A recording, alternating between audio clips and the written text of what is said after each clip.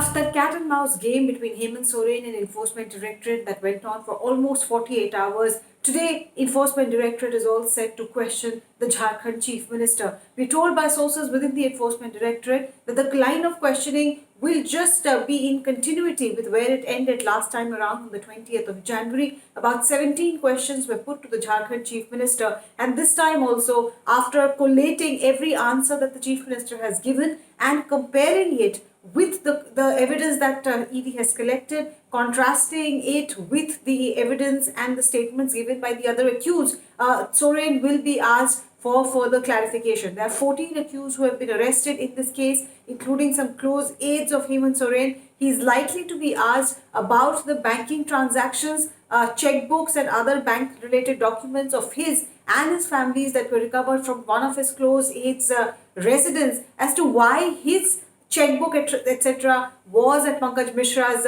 premises. The second question that he's likely to be confronted with is that some of the accused allegedly have told the Enforcement Directorate that they would regularly invest or do financial transaction at the behest of the Chief Minister or his family members. Hemant Soren will be asked about this confession. Now, under the PMLA, any statement made by an accused to the Enforcement Directorate investigating officer is admissible evidence, and therefore this could mean trouble for Hemant Soren. Officials indicate that more than one accused has given details of the financial transaction that Mr. Soren and his family were involved in. ED officials also claim that even though the focus of the current investigation is only the land scam, where allegedly huge parcels of land in and around Ranchi were transacted with help of a land mafia, the ED says that apart from this case also, they have managed to collate evidence in at least two cases, one of illegal mining and two of using shell companies to launder money. In that context, the two BMW cars that were recovered from the Delhi residence of Hemant Soren